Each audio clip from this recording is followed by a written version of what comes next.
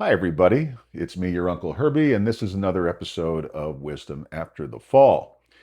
And today I'm going to talk about the most important secret. This is a secret, I think, because not many people do it, that will guarantee, or no, that's a strong word. Let me get away from the word guarantee. Guarantee put me in prison. I'm sorry. If you can't laugh at your own stupidity, what really can you laugh at? If you can't have a self-deprecating sense of humor, really, what's left in life? Anyway, um, this won't guarantee that if you have the second marriage and there are children involved, that you're going to have a perfect second marriage, but it's sure going to make the odds a lot better. Let me say that if you're considering getting married with children, if you're already married with children, if you haven't learned this, you're not going to be married for long. Oh, man, am I a bad guy today? Anyway, but I got to tell you a little story of how I learned this lesson before I even tell you what the lesson is, and you'll get it as I go. So, this is between marriage one and marriage two. And my first wife, we won't even talk about her. God rest her soul. She passed away, and I'm not going to speak ill of the mother of my oldest children, um, particularly now that she's gone. However, I got custody of her not custody of her. That might have been a Freudian slip. I got custody of the children in the divorce, not shared custody, outright custody. And I think that's going to tell you a lot about what was going on in her life at the time. But I was a single parent. So for about 6 years between marriage one and marriage two, I raised my children alone and I dated when I had a moment. Okay. And when I dated, and I dated quite a lot, my barber, I think, is wherever she is. I'm one of those guys that had the same barber for like Jiminy Christmas, probably 30 years, and she was like my closest confidant. And anyway, I would tell her about all the girls I was dating, and it was a lot. But anyway, long story short, I just want to share this story. I don't know why I shared my Lothario years with you, but anyway. So I was in Wells Fargo Bank one day and I met this girl that was absolutely, on a scale of 1 to 10, a stone cold 10. And this is when I was young and handsome, not old and decrepit. So you have to kind of try to go backwards in time and see what I look like. Um, I was, at least I wasn't going to, stop any clocks anyway. So I went up, and the other thing, I am not shy, and I walked up to her, and basically picked her up in the bank. I forget what I said or how I said it. I never had a line. I just would start up a conversation, and one thing would lead to another. Then I'd ask for the girl's phone number, and if she gave it to me, great. And if she didn't, that was great too. But she gave it to me, and it turned out, small world, she was the reigning Miss Arizona. And it was just a dumb coincidence. So I had a date with Miss Arizona. I was very, very excited. And by the way, I was in my 20s. Let's not worry that I was over 30 and dating, 21-year-old women. I was in my 20s too, and I was a young man. Anyway, I don't date inappropriate for my age, just for the record. So anyway, um, I picked her up and we went out for our date, and we're sitting in the restaurant, and before we even get to drinks, she asked me this question. She says, and by the way, I never hid that I had children. I never lied about anything. If you're going to go into a relationship lying, like, you have no chance at all, right? If the whole thing's built on a lie, you might as well just throw in the towel. So I never hid that. And, I had children, and that, of course, meant baggage. And, of course, she was going to ask me questions about it, which I was perfectly happy to talk about. And the question that she asked me was, if we got married someday, this is on a first date, mind you. This really weirded me out, this question. I have to be honest with you. If we were on a first, if we were on a first date, if we were in a rowboat, if your children and I were in a rowboat and we had gotten married, this was the question. I'm in the rowboat with your children. This is her talking. We've gotten married. The rowboat turns over. You can only save me or your children. Who are you going to save? And I said, well, I hate to see you go, but I'm going to save the children. They have their whole life ahead of them. I'm their father, blah, blah, blah. I'm going to say that. She said, date's over, take me home. I swear to God, this is how the date went. I swear to God. God strike me down where I'm sitting right now with the lightning bolt. And if you see this later on some crazy video, no, I'm not lying. I'm telling the truth. This really happened. And the question weirded me out. I was as ready to get rid of her as she was to get rid of me. I took her home in what could have been the most uncomfortable drive to that point in my life. And I left her off, and it was so early. I had picked her up. This was in the summertime, so it stayed light late, and I think I picked her up at 7, and I had her home by 8, and there was still daylight out. And long story short, I had a sitter, and I thought, what the hell? I'll go visit my mother at the hospital. Now, at the time, my mother was dying of kidney cancer, and she had been in the University of Arizona Cancer Center. But this was long before she actually died. It was about a 5-year bout with the cancer metastasizing and so on and so forth. But at one point, she was in the hospital at the University of Arizona for a full year, believe it or not, because every time they'd try to move her, another bone would break, and they kept having to put Harrington rods into her spine. And to make a long story short, I have long since forgiven my mother, may she rest in peace, for her transgressions against me, because I felt that she suffered more than her penance during this bout with kidney cancer that had metastasized. But that's not the story. So anyway, but I would visit her. So I went to the hospital to visit her, and I sat with her beside her bed, and I told her the story of the date. And my mother said, that was a really inartful question, but it was a really good question. And I said, good question? Are you kidding me? And she said, no, I'm telling you, that was a really important question. It's a question that you need to really answer for yourself. And Herbie, this is my mother talking to me now. Herbie, here's what I'm going to tell you. If you decide to get married and your wife doesn't come first before your children, don't get married. And she said, let me tell you that was the question she was asking. If we got married, of course your children aren't going to be in a rowboat. And of course the rowboat's not going to overturn with her in it. And of course you're not going to only be able to save one. And besides, both of your children can swim, and she probably can too.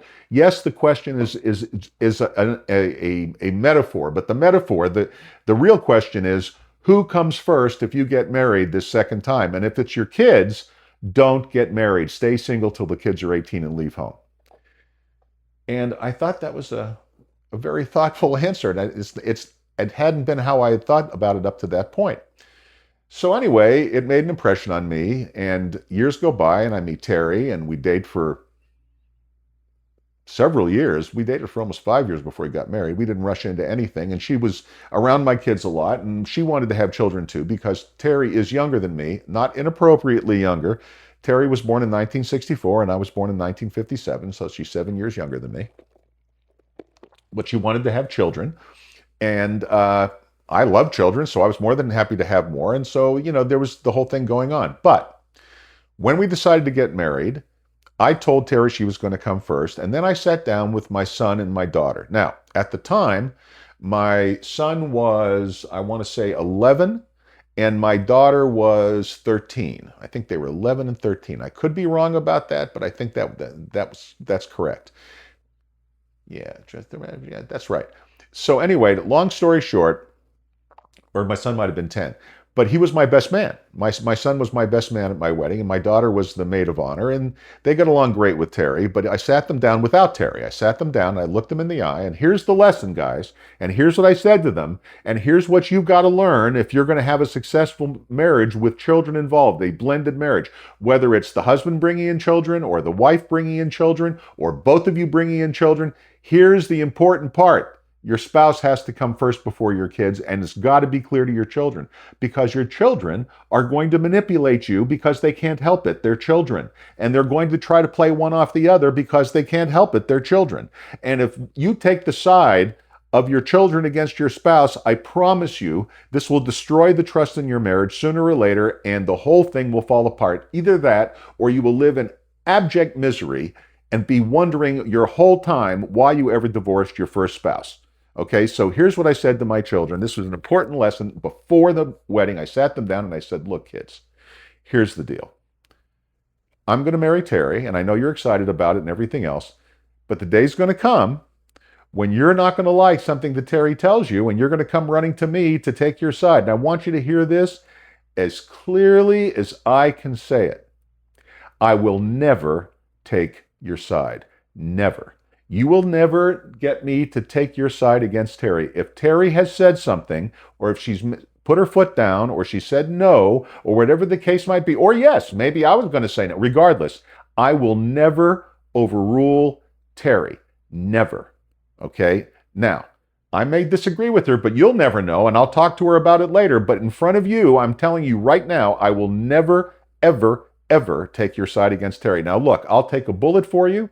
Your life comes before my own. This has nothing to do with love. I'm telling you now that you're going to grow up. You're going to be 18. You're going to go to college, and you're going to leave home, and you're going to grow up and become functioning adults. And I'm not going to be alone the rest of my life. And I have to protect my relationship with my wife. And I hope you can understand that. And that's the way the rules are going to be. Now, we got married, and I told them just that way. I didn't talk to them like they were idiots. They were children, but not idiots. And I feel that it's always best to talk to children not like their brains are coddled. I've never talked to my children like they're dumb, and they've never said to me they ever felt like they didn't understand something I told them. Yes, I simplified things, but I didn't talk to them like, oh, now listen to what Daddy has to say. Bullshit. Anyway, they tested us plenty because kids are going to test you. And there were plenty of times where, particularly my eldest child, Lindsay, my eldest daughter, was not really happy and would get really, really mad and put it and stomp and da da da, and you don't love me and blah. And you know what? I never, never, never, never, never broke. And that's why Terry and I had a great, and to this day, even the divorce had nothing to do with any of this. It had to do with watch video 1 and 2 of the podcast. You'll get it. I destroyed my second marriage. I don't like to really talk about it much because I'll start to cry. It was all my fault. And I'm starting to, as I'm talking to you now, I feel the sadness building in my chest. Even here, 20 years later, we divorced in 2004. It is still incredibly painful to me. Anyway, but as I talked in another episode, you got to embrace your sadness. You just have to. You just have to. You can't run away from it. Anyway, we had a great blended family. It survives to this day. Terry and I are still great friends. Terry's married to the man I fixed her up with after our marriage. I hear it. Just had to take a moment. Anyway, all the kids, and what's really great is we don't have any of that half-brother, half-sister bullshit. We're all just brothers and sisters. We never used that half-brother, half-sister bullshit. When Lindsay and John were joined by Julian and Chloe, they were thrilled. And we made it part of and today, their ages are 47, 45, 35, and 31. They're all close. Particularly the boys, and that's because they're geographically close. My son Julian lives in Rancho Palos Verdes. My son John lives in San Diego County, Carlsbad, North County. They're close together. They fish together. They golf together. Julian and his wife, Caitlin, just gave me a new grandchild. It's great. It's all good. Look, I didn't mean to get you into my family life today. I just wanted to share with you how we had a great blended family. Oh, and one more really important thing. Since this is going to be a second marriage, it should be a second marriage unless, I'm not going down that rabbit hole.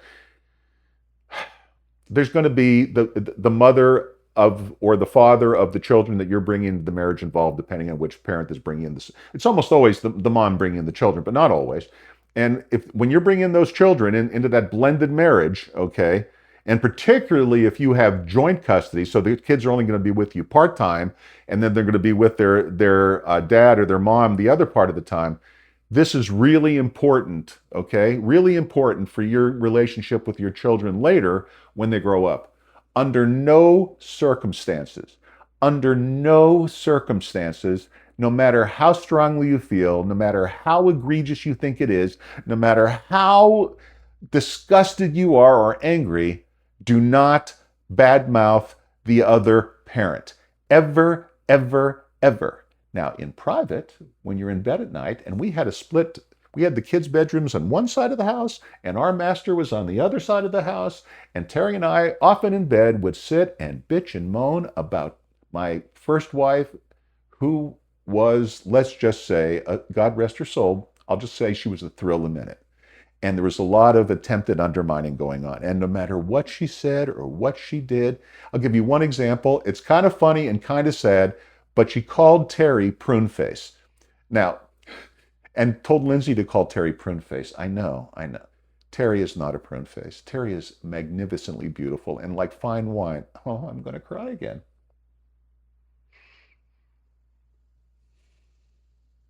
This is why I'm not married a third time.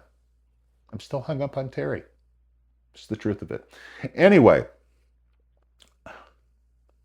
I have to pull myself together, honest to God, to finish this video. Is this the weirdest thing ever?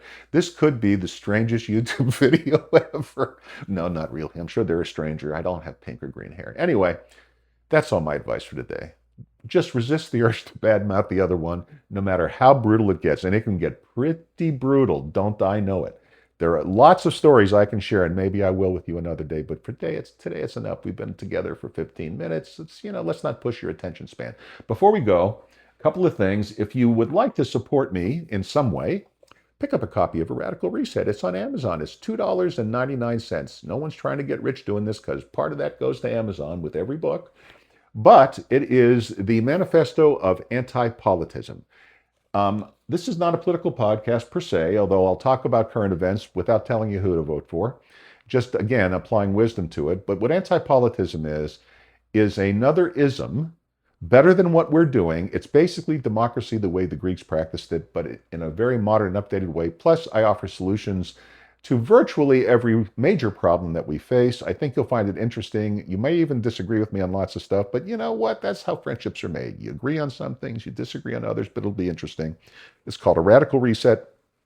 I'll hold it up just one last time by me, Herbie K with the Y. I spell it with the Y, even though I know that the script under here says IE because that's how the AI thinks Herbie is spelled, and it doesn't learn yet.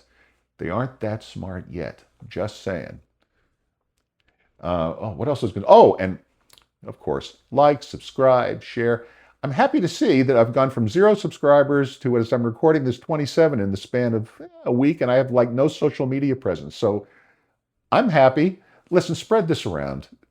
Do me a favor. I'm not looking to get rich. And oh, by the way, if you go to my Patreon or Buy Me a Coffee links where there is really nothing set up yet, I'm going to build a community. I'm going to have special content and private sessions and private counseling and private advising and so on and so forth. That's all coming. I promise. I had meetings last weekend. It's all being put together. But in the meantime, if you would like to support the podcast and make a minimum commitment, I think it's like $9 a month. Might even be less. I forget what I said it at. It was like, I know it's single digits. I will send you a free copy of A Radical Reset and my new novel, The Grand Master, which I do not have a copy of yet. It will be with me soon. When I was in prison, I wrote a dozen novels. This is the first one, The Grand Master. It is just an enjoyable read about, well, I don't want to tell you anything about it. There's just a lot of, I think, what do I know? I think it's a wonderful story. We'll see if you think so too. Have a beautiful rest of your day. Have a beautiful rest of your evening after that. And I don't know if I'm going to post tomorrow or the next day, but it won't be long.